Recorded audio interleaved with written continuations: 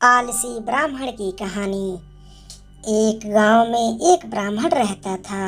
वह सुबह उठता, नहाता, पूजा करता, खाना खाता और फिर सो जाता था।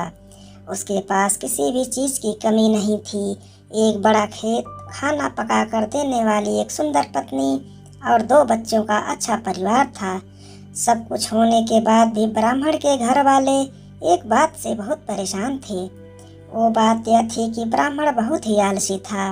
वो कोई भी काम खुद नहीं करता था और दिन भर सोता रहता था।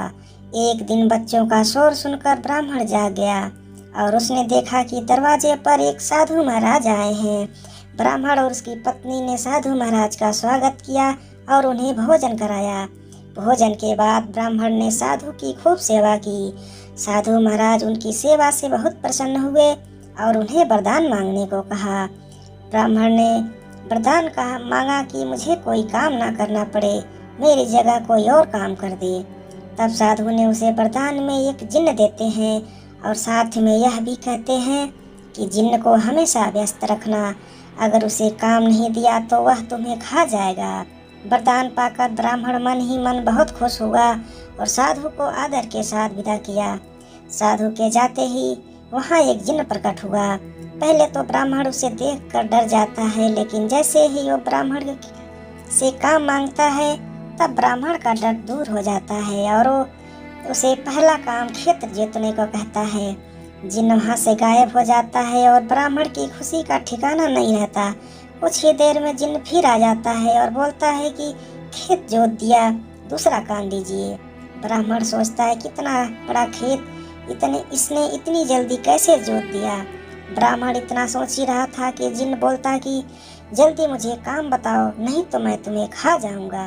ब्राह्मण डर जाता है और बोलता कि जाकर खेतों में सिंचाई करो। जिन्न फिर वहां से गायब हो जाता है। थोड़ी देर में फिर आ जाता है। जिन्न आकर बोलता कि खेत की सिंचाई हो गई, अब अगला काम बताइए। ब्राह्मण एक एक कर सभी काम बताता जाता और जिन्न उसे चुटकियों में पूरा कर देता। ब्राह्मण की पत्नी यह सब देख रही थी और उसे अपने पति के आलसीपन पर चिंता सताने लगी। शाम होने से पहले ही जिन्न सभी काम कर देता था। सब काम करने के बाद जिन्न ब्राह्मण के पास आ जाता और बोलता कि अगला काम बताइए, नहीं तो मैं तुम्हें खा जाऊंगा। अब ब्राह्मण के पास कोई भी काम नहीं बचा तो उसे करने के लिए कह सके जो उसे चिंता होने लगी कि अब वह बहुत डर जाता है।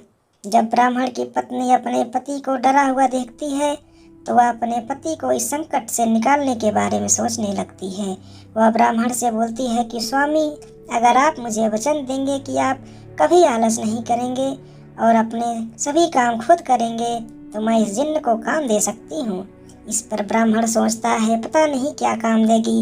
अपनी जान बचाने के लिए ब्राह्मण अपनी पत्नी को वचन दे देता है। इसके बाद ब्राह्मण की पत्नी जिन्न से बोलती है कि हमारे यहाँ एक कुत्ता है, तुम जाकर उसकी पूंछ सीधी कर दो। याद रखना एकदम पूंछ सीधी होनी चाहिए। जिन्न बोलता है कि अभी यह काम कर देता हूँ।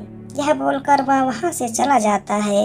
लाख कोशिशों के बाद भी वह कुत्ते की पूंछ सीधी नहीं कर पाता और हार मान लेता है। हार कर जिन्न ब्राह्मण के घर से चला जाता है। उस दिन के बाद से ब्राह्मण उसका आलस छोड़कर सभी काम करने लगता है और उसका परिवार खुशी खुशी रहने लगता है। वीडियो देखने के लिए आपका बहुत बहुत धन्यवाद।